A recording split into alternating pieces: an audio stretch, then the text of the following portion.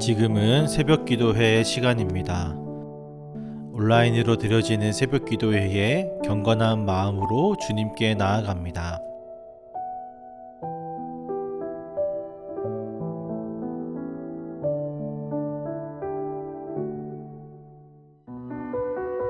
야곱이 길을 떠나 동방 사람의 땅에 이르러 본즉 들에 우물이 있고 그 곁에 양 세 떼가 누워 있으니 이는 목자들이 그 우물에서 양 떼에게 물을 먹임이라.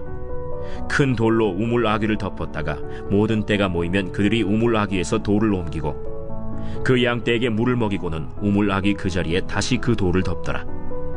야곱이 그들에게 이르되 내 형제여 어디서 왔느냐? 하란에서 왔노라. 너희가 나홀의 손자 라반을 아느냐? 아노라.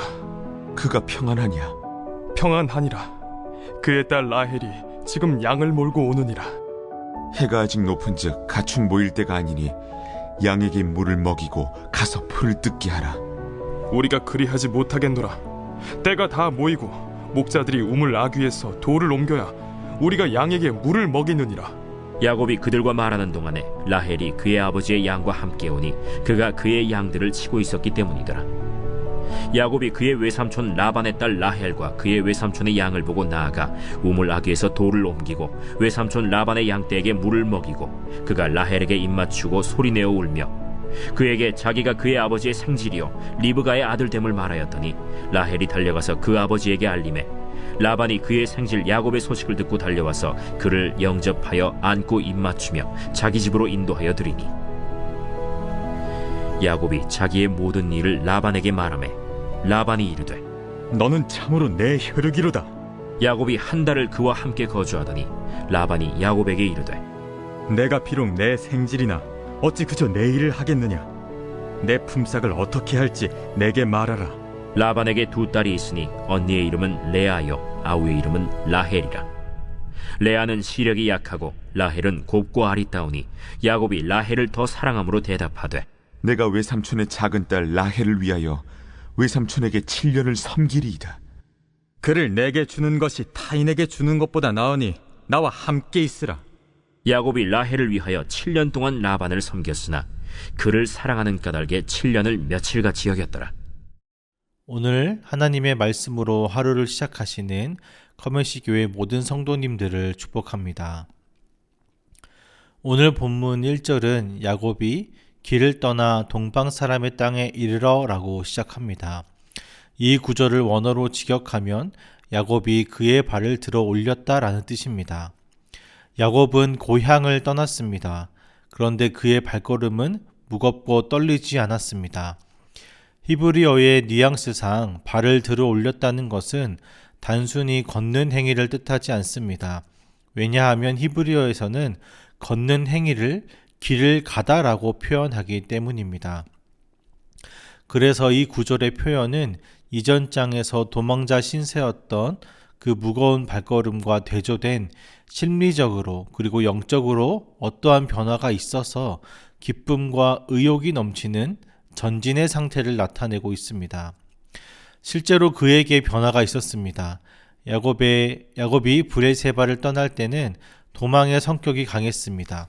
그러나 베델에서 그는 사닥다리 환상을 통해 하나님의 임재와 언약을 확인했습니다.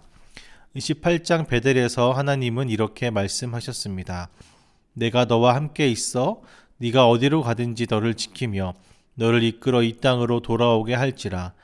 내가 너를 떠나지 아니하리라. 발을 들었다라는 이 표현은 28장의 서원과 약속이 야곱에게 실제적인 힘이 되었다는 것을 보여주는 문학적 장치입니다. 하나님의 약속이 야곱의 두려움을 확신으로 바꾸어 놓았다는 것을 알 수 있습니다. 그래서 야곱은 하나님의 약속을 경험한 후 그의 발걸음은 무거운 걱정이 가득한 발걸음이 아니라 가벼운 발걸음이 되었습니다. 이 지점에서 여러분에게 묻고 싶습니다. 여러분은 하나님의 약속에 어떻게 반응하고 있습니까? 상황의 현실 앞에, 걱정과 두려움 앞에 하나님의 약속이 기쁨과 의욕이 넘치게 되고 활기를 띠게 되고 있습니까? 상황이 바뀌지 않더라도 살아계신 하나님의 약속 아래서 참된 기쁨을 누리고 계십니까? 지금 본문 1절이 나타내는 야곱의 그 인사가 우리에게 이 질문을 던지고 있습니다. 가벼운 발걸음으로 하란에 도착한 야곱은 우물가에서 운명처럼 삼촌 라반의 딸 라헬을 만납니다. 야곱은 라헬에게 첫눈에 반해버립니다. 그 마음이 얼마나 컸던지 그가 직접 우물아기를 맡고 있던 돌을 굴려버립니다. 사랑의 힘입니다. 그리고 삼촌 라반에게 제안합니다. 내가 라헬과 결혼하게 해주십시오. 야곱은 사랑의 힘으로 삼촌 라반을 7년 동안 섬겼습니다. 성경은 그가 얼마나 행복했는지 7년이 며칠같이 느껴졌다고 표현합니다.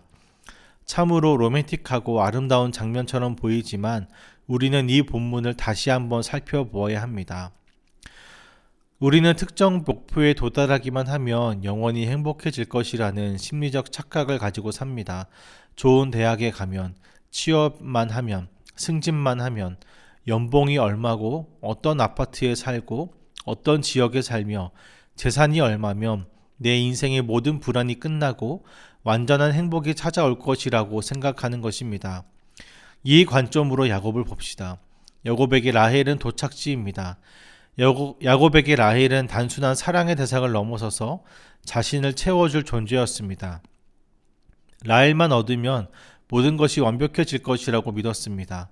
왜냐하면 그는 베델에서 하나님을 만나 영적으로 충만해져 있었기 때문입니다. 그래서 라헬까지 얻으면 모든 것이 완벽하게 충만해질 것이라고 생각했습니다. 그래서 그는 7년의 고된 노동을 며칠처럼 여기며 살 수 있었습니다. 사랑하는 여러분, 우리의 삶을 정직하게 들여다봅시다. 지금 여러분이 7년의 수고를 며칠처럼 여기며 달려가는 여러분만의 라헬은 무엇입니까? 통장의 잔고입니까? 사람들의 인정입니까? 자녀의 성공입니까? 우리는 세상이 말하는 우상들을 향해 끊임없이 달려갑니다. 그것만 내 손에 쥐어지면 내 삶이 가치 있어질 것이라고 스스로를 여기며 삽니다. 그리고 우리는 야곱처럼 하나님을 믿습니다. 그러나 성경 전체의 흐름 속에서 볼 때에 창조주 하나님 외에 다른 피조물에서 궁극적인 안식과 구원을 찾으려는 모든 시도는 우상숭배입니다. 요한복음 4장에서 수가성 여인이 남편을 5번이나 바꾸면서 영혼의 갈증을 채우려고 했던 것처럼 야곱은 라헬이라는 우물에서 영원히 목마르지 않을 생수를 구하고 있었던 것입니다. 그리고 그 결과는 우리가 잘 아는 대로 아침에 눈을 떠보니 라헬이 아닌 레아가 누워있는 뼈아픈 현실을 마주하게 되었습니다. 세상의 우상은 우리에게 전부를 줄 것처럼 말하지만 결코 우리에게 약속한 것을 주지 않는다는 것입니다. 신앙도 마찬가지입니다. 신앙은 체험이 아닙니다. 신앙은 달리기입니다. 예배 한 번, 말씀 공부 및 읽기 한 번 등 다 좋은 것들입니다. 나쁜 것들 아닙니다. 그러나 신앙은 한 번이 아닙니다. 신앙은 멈추지 않고 계속해서 나아가는 것입니다. 예배 한 번은 일주일의 삶으로 나아가는 것입니다. 삶에서 말씀 공부와 읽기는 한 번이 아니라 순종하는 것입니다. 만약 우리의 신앙을 한 번 찍는 점으로 생각한다면 이것 또한 우상이 될 수 있습니다. 그렇다면 하나님은 왜 야곱을 라반의 집으로 인도하셨을까요? 그의 발걸음을 가볍게 하셨다면 곧바로 꽃길로 걷게 하셔야 하는 것 아닐까요? 이것이 우리가 가지는 신앙의 궁금입니다. 여기서 우리는 하나님께서 일하시는 신비를 배워야 합니다. 신앙은 진공 상태에서는 절대로 자라지 않습니다. 욕망과 속임수가 뒤엉킨 라반의 집이라는 질척이는 현실 속에서 자라납니다. 하나님의 언약은 인간의 실패와 연약함 속에서도 당신의 역사를 반드시 이루어내신다는 것을 우리는 기억해야 합니다. 하나님은 야곱이 자신의 지독한 자아와 우상을 직면하도록 하셨습니다.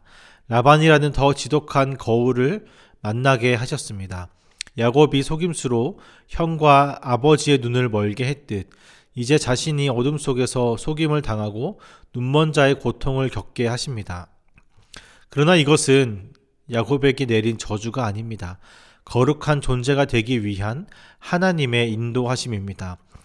야곱의 그 불완전하고 우상숭배적인 것을 제거하시기 위해서 직면하게 하셨고, 그래서 깨닫게 하셨고, 그래서 결국에 돌이키게 하시는 하나님의 손길입니다.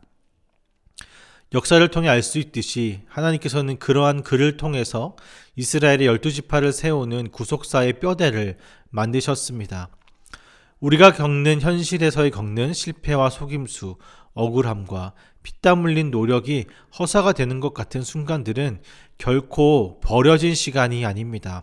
또한 공동체에서 다른 사람들을 통해 받는 상처와 어려움 또한 버려진 시간이 아닙니다. 나의 우상을 직면하는 불편한 시간입니다. 그리고 하나님께서 나에게 거울을 비춰주시는, 그래서 나의 잘못된 우상들로부터 돌이키게 하는 하나님의 인도의 손길입니다.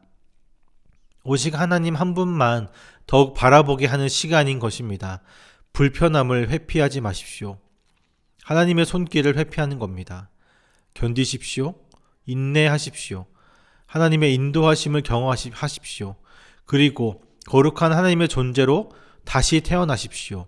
이것이 우리의 신앙생활이 되어야 합니다. 야곱은 자신이 사랑하는 신부를 얻기 위해 우물가에 무거운 돌을 굴려냈습니다. 그러나 야곱은 완전히 불완전했고 그의 사랑은 편애했고 가정에 불화라는 비극을 낳았습니다. 이런 야곱의 모습을 보고 우리는 돌이켜야 합니다. 요한복음 4장에서 영원히 목마르지 않는 생수를 주시겠다고 약속하신 참된 우물가로 찾아오신 예수 그리스도께 우리는 돌이켜 향해야 합니다. 왜냐하면 예수님은 우리라는 신부를 얻기 위해 우물가의 돌이 아니라 무덤의 돌문, 곧 죄와 사망의 무거운 돌을 친히 굴려내셨기 때문입니다. 야곱은 신부를 향한 사랑 때문에 7년간의 고역을 며칠처럼 여겼습니다. 그렇다면 예수님은 어떠하셨습니까? 히브리서 12장은 우리의 참된 신랑 되시는 예수님의 마음을 이렇게 기록합니다. 그는 그 앞에 있는 기쁨을 위하여 십자가를 참으사 부끄러움을 개의치 아니하시더니, 그리스도께서 십자가의 참혹한 고통을 견디실 수 있었던 것은 바로 저와 여러분을 신부로 맞이할 그 영광스러운 기쁨을 바라보셨기 때문입니다. 우리의 회복은 우리의 굳은 결단이나 노력에 있지 않습니다. 창세전부터 우리를 사랑하사 우리를 위해 자기의 전부를 내어주신 그리스도와의 연합에 있습니다. 우리는 이미 십자가의 은혜로 말미암아 하나님 아버지의 가장 완벽하고도 충만한 사랑을 받은 자들입니다. 오늘 이 새벽 나를 향해 무덤에 돌을 굴려내신 그 그리스도의 압도적인 사랑과 구원의 감격이 우리의 메마른 심령에 충만하기를 축복합니다. 그 은혜 안에서 오늘 하루도 내게 주어진 현실을 넉넉히 견디며 그리고 기쁨으로 살아내시는 거룩한 하나님의 백성이 되시기를 간절히 축복합니다. 기도하겠습니다. 사랑과 은혜가 풍성하신 하나님 아버지 감사합니다. 세상의 우상들을 쫓아 숨가쁘게 달려왔음을 고백합니다. 세상이 요구하는 성공과 물질, 결과를 쫓으며 이것만 얻으면 내 삶이 완전해질 것이라 스스로를 속이며 스스로 7년의 노력이 노예가 된 삶을 짊어지고 살았습니다. 특히나 신앙 또한 짐처럼 여기며 살았습니다. 이런 우리의 연약함을 불쌍히 여겨 주시옵소서. 그리고 동시에 우리를 포기하지 않으시는 하나님의 은혜를 깨닫게 되었습니다. 우리의 현실 가운데 찾아와 주셨습니다. 우리의 불완전한 욕망과 실패 속에서도 주님은 일하고 계셨습니다. 그리고 선을 이루시고 우리를 회복시키셨습니다. 우리를 위해 무덤의 돌문을 여신 주님을 찬양합니다. 나 같은 자를 신부로 맞이하기 위해 십자가의 그 끔찍한 수치마저 기쁨으로 견뎌내심 주님의 사랑으로 우리를 덮어주시옵소서. 그리하여 오늘 내게 주어진 현실이 막막하고 버거울지라도 나를 위해 자신의 전부를 내어주신 그리스도와의 연합 안에서 회복되어진 자처럼 살아가게 하옵소서. 세상의 어떠함보다 구원의 기쁨과 감격이 그 복음이 우리 안에 살아 숨쉬고 있음을 발견케 하셔서 현실에서 도망치지 않고 당당히 넉넉하게 살아내는 은혜를 허락하여 주시옵소서. 이렇게 우리를 인도하실 하나님을 찬양합니다. 우리의 영원한 생수이자 기쁨이 되시는 예수 그리스도의 이름으로 기도합니다. 아멘. 오늘도 주신 말씀 붙잡고 기도하며 나아가겠습니다.